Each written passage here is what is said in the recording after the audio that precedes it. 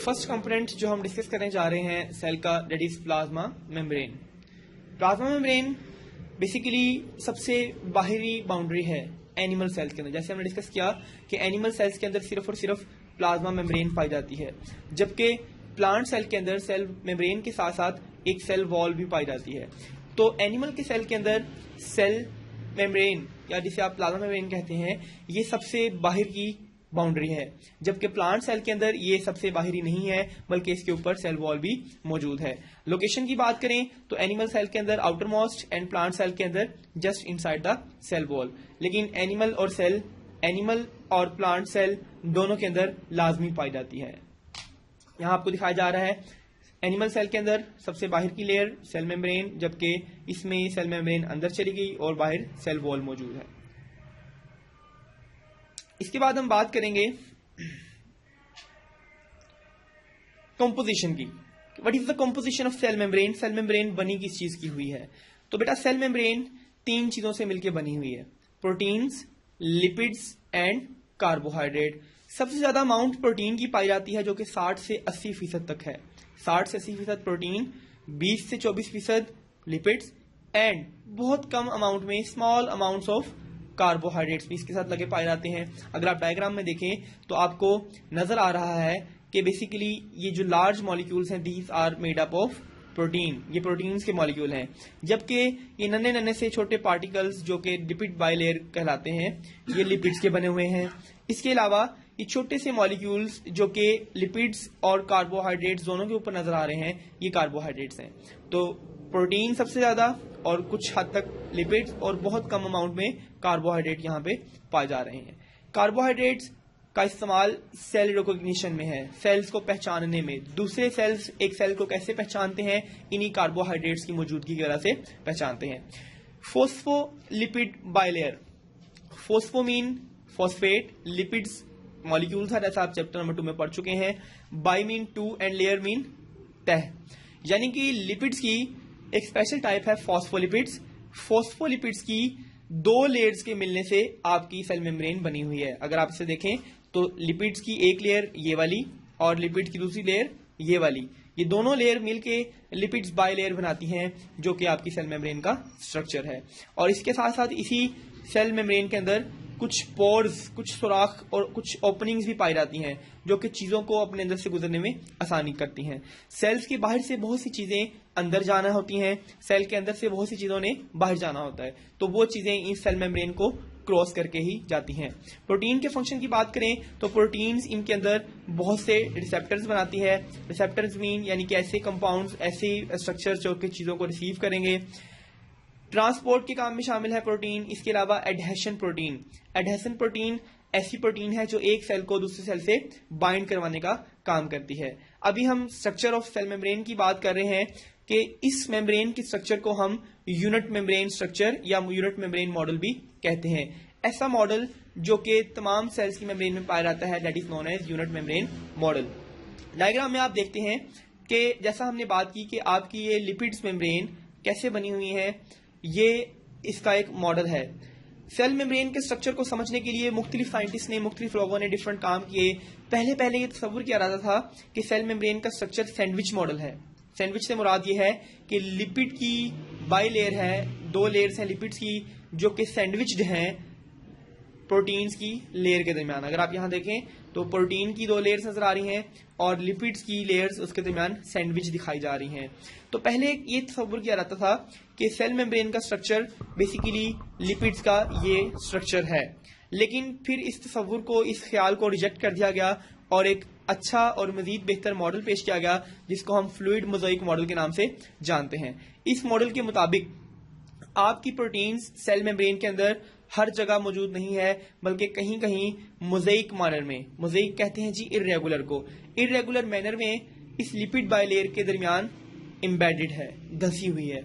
ऐसे मॉडल को हम कहते हैं फ्लूइड मोज़ाइक मॉडल। और इस मॉडल के अंदर फॉस्फोलिपिड, प्रोटीन्स, इंटेग्रल प्रोटीन्स, इन तमाम प्रोटीन्स का काम मौजूद है। पेरिफेरल प्रोटीन्स वो प्रोटीन्स हैं जो कि सरफेस पे पाई जाती हैं, सतह पे पाई जाती हैं। इंटेग्रल प्रोटीन्स सेल के अंदर पाई जाती हैं, जबकि और ये प्रोटीन्स मेम्ब्रेन के साथ साथ हर जगह पाई जाती हैं। और इसी के ऊपर कार्बोहाइड्रेट्स के मॉलिक्यूल भी आपको नजर आ रहे हैं। और ये अलग से आपको लिपिड मेम्ब्रेन का स्ट्रक्चर दिखाया जा रहा है कि कैसे लिपिड्स की 2 लेयर्स मिलके एक लिपिड बाइलेयर बनाती हैं। फंक्शंस की बात करें, सेल मेम्ब्रेन के क्या फंक्शंस हैं, तो सेल मेम्ब्रेन के फंक्शंस में जो सबसे इंपॉर्टेंट और पहला फंक्शन आता है that is maintaining the shape of cell. हम देखते हैं कि सेल के डिफरेंट शेप्स हैं, कोई सेल राउंड है, कोई सेल लॉन्ग है। न्यूरॉन्स की एग्जांपल लें तो न्यूरॉन्स बहुत लंबे लंबे सेल्स हैं। सेल्स की ये स्ट्रक्चर और शेप मेंटेन करने में सेल मेम्ब्रेन का बहुत रोल है। सेल मेम्ब्रेन उसको एक खास शेप देती है, उसको एक खास रिजिडिटी, मजबूती प्रोवाइड करती है। इसके अलावा सेल मेम्ब्रेन ही वो जगह है जहां से मटेरियल पास करके सेल्स के अंदर या सेल से बाहर इन्वायरमेंट में जाता है। तो सेल मेम्ब्रेन इन्हें गुजरने का रास्ता भी प्रोवाइड करती है, ट्रांसपोर्ट का काम करती है। इसके अलावा बहुत से चैनल्स हैं, बहुत से रास्ते हैं जिसमें से एटम्स और मॉलिक्यूल गुजर सकते हैं। आप डायग्राम में देख सकते हैं, छोटे छोटे पोर्स सेल मेम्ब्रेन में पाए जाते हैं। मजीद हम बात करते हैं कि सेल मेम्ब्रेन से ये चीजें कैसे गुजरती हैं। तो सेल मेम्ब्रेन में से चीजों को गुजरने के 2 प्रोसेस हैं। 2 तरह की ट्रांसपोर्ट देखी जाती हैं। Number 1 passive transport and number 2 active transport. Passive transport ऐसी ट्रांसपोर्ट है जिसको एनर्जी की जरूरत नहीं होती, यानी कि एनर्जी के इस्तेमाल के बगैर जो ट्रांसपोर्ट की जाती है उसे हम पैसिव ट्रांसपोर्ट कहते हैं, और एनर्जी के इस्तेमाल से जो ट्रांसपोर्ट की जाए उसे हम एक्टिव ट्रांसपोर्ट कहते हैं। एक्टिव ट्रांसपोर्ट बेसिकली चीजों को कम जगह से ज्यादा की तरफ पहुंचाने का नाम है। जिस तरह से हम पंप लगाते हैं और पंप में पानी को ज्यादा की जगह से कम तक पहुंचाने की कोशिश करते हैं। फॉर एग्जाम्पल घरों में जो पंप लगते हैं इनमें हम क्या करते हैं, नीचे से पानी उठा के ऊपर टैंक में स्टोर करते हैं। तो this is an example of active transport. हम पंप को एनर्जी देते हैं और एनर्जी के इस्तेमाल से हम ट्रांसपोर्ट करवा रहे हैं। ऐसी ट्रांसपोर्ट को हम एक्टिव ट्रांसपोर्ट का नाम देते हैं। जबकि दूसरी टाइप पैसिव ट्रांसपोर्ट की है जिसमें कोई एनर्जी इस्तेमाल नहीं होती। पैसिव ट्रांसपोर्ट में आगे भी कुछ टाइप्स हैं जिसमें simple diffusion, movement of molecule from higher concentration to lower concentration. Simple diffusion भी पैसिव ट्रांसपोर्ट का ही टाइप है। इसके अलावा फैसिलिटेटेड डिफ्यूजन ऐसी डिफ्यूजन है जिसके अंदर एक चीज, एक मॉलिक्यूल किसी दूसरी चीज के वास्ते से, किसी दूसरी चीज की मदद से ट्रांसपोर्ट करता है। ऐसी डिफ्यूजन को हम फैसिलिटेटेड डिफ्यूजन कहते हैं। तीसरी टाइप ऑस्मोसिस कहलाती है। ऑस्मोसिस वो डिफ्यूजन की टाइप है जिसके अंदर मॉलिक्यूल्स हाई कॉन्सेंट्रेशन से लो कॉन्सेंट्रेशन की तरफ जाते हैं, लेकिन इसके दरमियान उन्हें एक मेम्ब्रेन को क्रॉस करना पड़ता है। इस मेम्ब्रेन को हम सेमी परमिएबल मेम्ब्रेन कहते हैं। तो अगर हम बात करें सेल्स की, तो सेल्स के अंदर सेल मेम्ब्रेन के अक्रॉस जितनी भी मूवमेंट चल रही है वो बेसिकली ऑस्मोसिस ही है, क्योंकि इसके दरमियान सेल मेम्ब्रेन एक रुकावट का काम करती है। तो हम कहते हैं कि ये सेमी परमिएबल मेम्ब्रेन ऑस्मोसिस का वजह बनती है।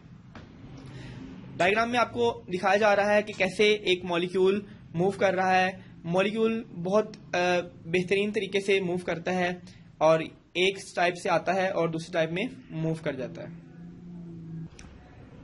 डायग्राम में आप देख सकते हैं कि कैसे मॉलिक्यूल्स अंटर होते हैं और सेल के अंदर मौजूद डिफरेंट पंप्स को चेंज करके सेल के अंदर जाते हैं, और इस काम के लिए एनर्जी का इस्तेमाल किया जा रहा है। यही वजह है कि ऐसी ट्रांसपोर्ट को हम एक्टिव ट्रांसपोर्ट का नाम देते हैं। डायग्राम में आपको दिखाया जा रहा है डिफ्यूजन के या मूवमेंट्स के कुछ पैटर्न दिखाए जा रहे हैं। Number 1 hypotonic solution. Hypotonic solution में बाहर, सेल के बाहर के एनवायरनमेंट में वाटर के मॉलिक्यूल्स काफी ज्यादा अमाउंट में मौजूद हैं, तो ये वाटर के मॉलिक्यूल्स सेल के अंदर मूव कर रहे हैं। इस अंदर मूव करने का अमल ट्रांसपोर्ट ही के जरिए होता है और इसको हम कहते हैं हाइपोटोनिक सोल्यूशन। इसके अलावा ऐसी सोल्यूशन जिसके अंदर बाहर और अंदर वाटर के मॉलिक्यूल एक ही जितनी अमाउंट में मौजूद हों उसे हम आइसोटोनिक सोल्यूशन का नाम देते हैं। Iso mean same.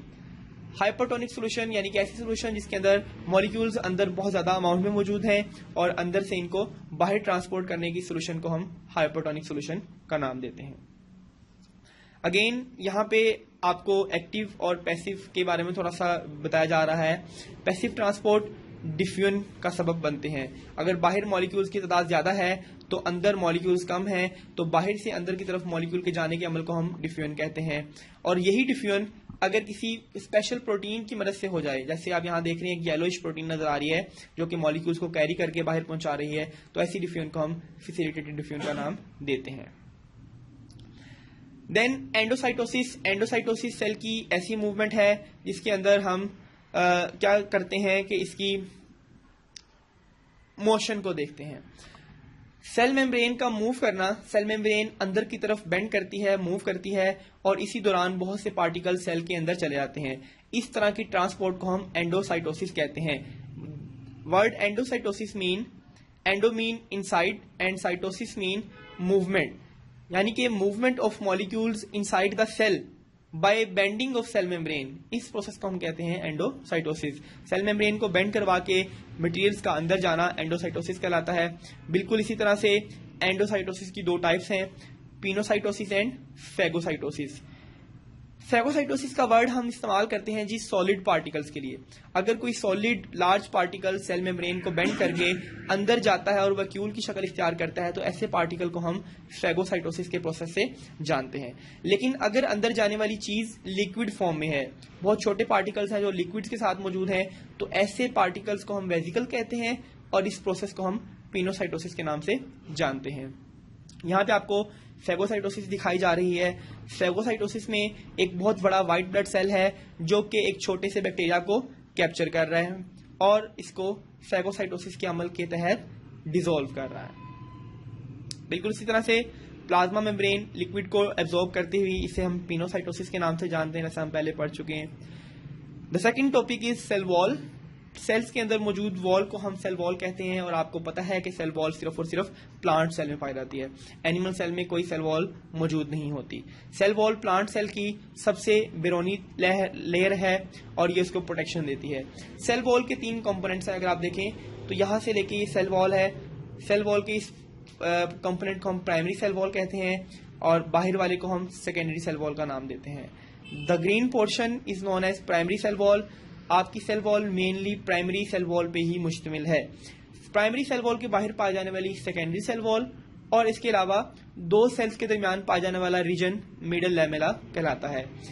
Primary cell wall major cell wall है जो कि बनी हुई है 3 तरह की चीजों से, पेक्टिन, सेलुलोज एंड हेमीसेलुलोज। ये तीनों चीजें कार्बोहाइड्रेट्स हैं। ये तीनों चीजें मिलकर प्राइमरी सेल वॉल बनाती हैं। अगर आप गौर से देखें तो प्राइमरी सेल वॉल के अंदर आपको एक क्रिस क्रॉस मैनर नजर आता है। क्रिस क्रॉस मैनर बेसिकली इन फाइबर्स को इंटरवूव कर देता है, इनको एक मजबूती देता है ताकि सेल वॉल मजबूत रह सके।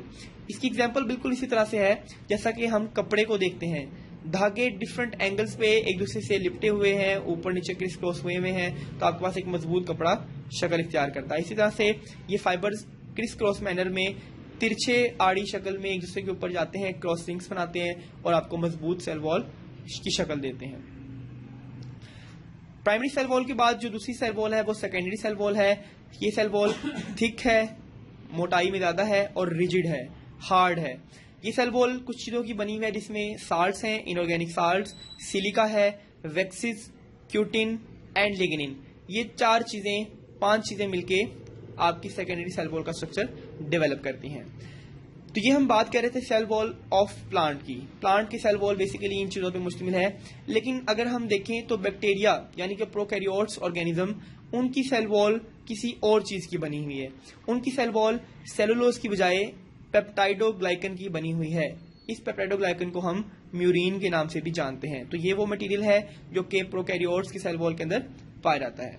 जबकि इसके साथ ही फंजाई, इसे आप फंगल सेल वॉल भी कहते हैं, फंजाई की सेल वॉल एक और मटेरियल की बनी हुई है जिसे हम काइटिन कहते हैं। तो हमें पता चला कि सेल वॉल प्लांट्स के अलावा बैक्टीरियाज और फंजाई में भी मौजूद है, लेकिन उसकी कंपोजिशन, उसकी बनावट और बनने वाले मटेरियल में कुछ फर्क है। फंक्शंस की बात करें, सेल वॉल्स के क्या फंक्शन है? सबसे पहला function determining the shape of the cell. Cell का शेप, सेल का स्ट्रक्चर डिटरमाइन करना सेल वॉल का काम है। सपोर्ट, सहारा और मजबूती प्रोवाइड करना भी सेल वॉल ही का काम है। इसके अलावा सेल मेम्ब्रेन को फटने से बचाना यानी कि एक्स्ट्रा प्रोटेक्शन देना सेल वॉल ही की जिम्मेदारी है। Control cell growth and cell volume, cell के बढ़ने के अमल को और सेल की शेप को, सेल के स्ट्रक्चर को कंट्रोल करना भी सेल वॉल का ही फंक्शन है। फिजिकल बैरियर, फिजिकल बैरियर से मुराद रुकावट है, यानी कि ये बाहर की चीजों के लिए रुकावट का सबब बनती है। सेल के बाहर से किसी बैक्टीरिया को, किसी खतरनाक चीज को अंदर जाने से रोकती है। इसके अलावा कार्बोहाइड्रेट स्टोर करना और दूसरे सेल्स को सिग्नल्स प्रोवाइड करना, ये तमाम सेल वॉल के फंक्शंस हैं। डायग्राम में आप देख सकते हैं साइटोप्लाज्म की बात हम कर रहे हैं।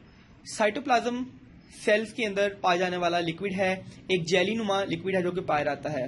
डायग्राम में ये दिखाया जा रहा है कि ये साइटोप्लाज्म चूंकि लिक्विड है तो ये सेल के अंदर फ्लो करता रहता है और फ्लो करके सेल की शेप को चेंज करने की एबिलिटी भी रखता है। साइटोप्लाज्म को अगर देखा जाए तो ये दो तरह की चीजों से बना हुआ है। Number 1 organelles. ऑर्गेनेलिज से मुराद इस लिक्विड के अंदर पाए जाने वाले सारे ऑर्गेनेलिज जिसमें न्यूक्लियस, माइटोकॉन्ड्रिया और बहुत सी चीजें हैं।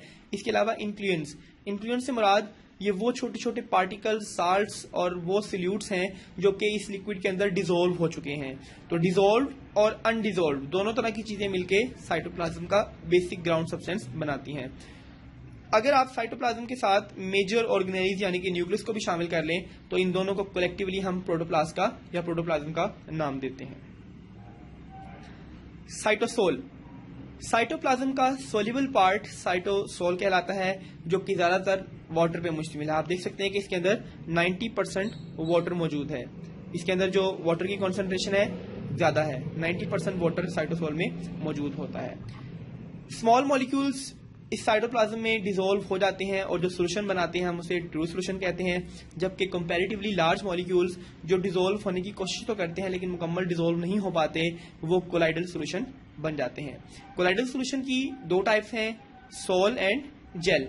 सोल ऐसी सोल्यूशन है जो मुकम्मल तौर पे हल्पजेर है और बिल्कुल भी विस्कस नहीं होती, जिसकी विस्कोसिटी बहुत ज़्यादा कम है, जबकि जेल ऐसी सोल्यूशन है जो थिक है और वो अपनी विस्कोसिटी को ज़्यादा रखती है।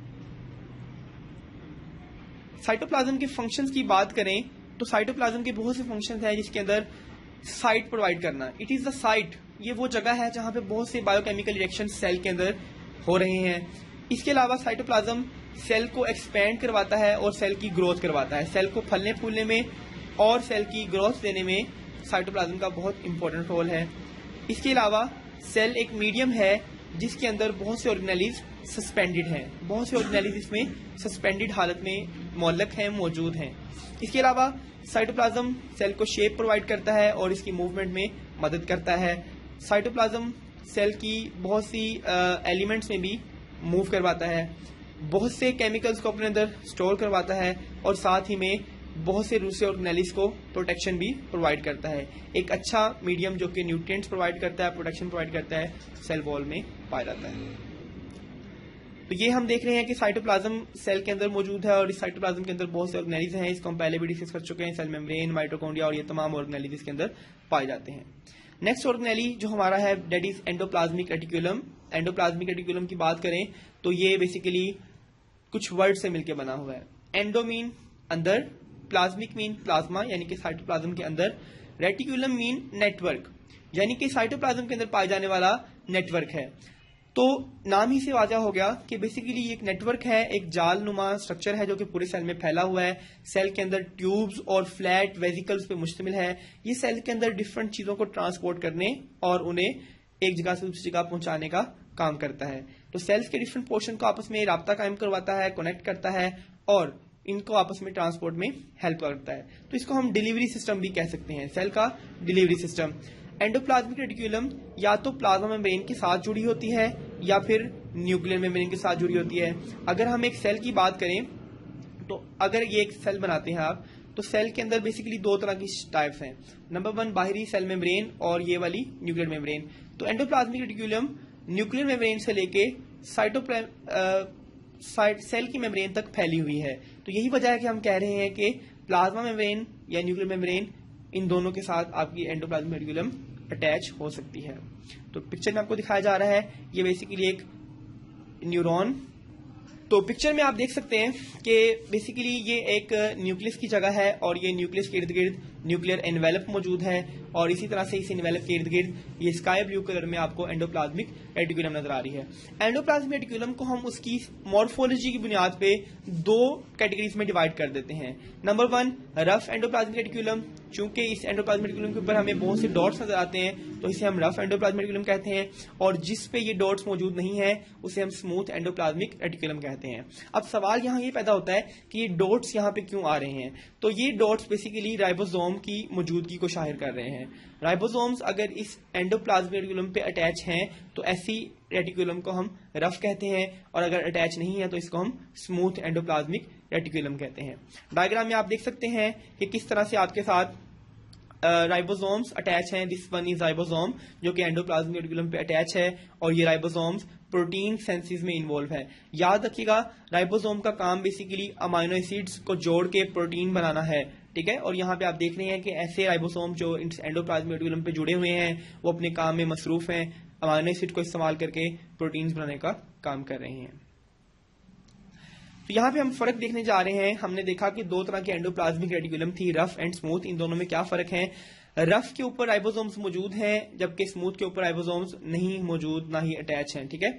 इसके अलावा rough endoplasmic reticulum protein synthesis करती है, प्रोटीन तैयारी करती है, लेकिन स्मूथ एंडोप्लाज्मिक रेटिकुलम प्रोटीन तैयार नहीं कर सकती, जबकि इसके कुछ और काम है। ये लिपिड्स को मॉडिफाई करती है, तैयार करती है, और उनको डिटॉक्सिफाई करती है, इनमें से जहरीले मैटर्स को रिमूव करती है। Detoxify poison in the liver, और लिवर में मौजूद पॉइजन को भी डिटॉक्सिफाई करना स्मूथ एंडोप्लाज्मिक रेटिकुलम का काम है। नेक्स्ट ऑर्गेनेली जो हम डिस्कस करेंगे दैट इज राइबोसोम।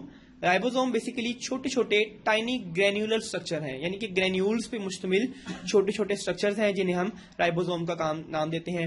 राइबोसोम्स दो चीजों से मिलकर बने हुए हैं, ribo nucleic acid and protein. यही वजह है कि इन्हें राइबो न्यूक्लियो प्रोटीन पार्टिकल्स भी कहा जाता है। Ribosomes work as a workbench, ये काम करते हैं मैसेंजर आरएनए के साथ, और इनका जो मेन प्रोसेस है वो प्रोटीन बनाना है। हमने भी बात की थी कि राइबोसोम्स का जो मेन फंक्शन है वो प्रोटीन की तैयारी है। पैलेट साइंटिस्ट से जिन्होंने 1955 में पहली दफा सेल्स के अंदर राइबोसोम्स को डिटेक्ट किया। राइबोसोम्स की भी दो टाइप्स हैं, जैसा कि हमने डिस्कस किया। कुछ राइबोसोम्स फ्री फॉर्म में मौजूद हैं, सेल के साइटोप्लाज्म में तैर रहे हैं, और कुछ राइबोसोम्स सेल मेम्ब्रेन के साथ अटैच फॉर्म में होते हैं। तो इस बुनियाद पे हम इन्हें दो कैटेगरीज में डिवाइड कर देते हैं। डायग्राम में आप देख सकते हैं कि कैसे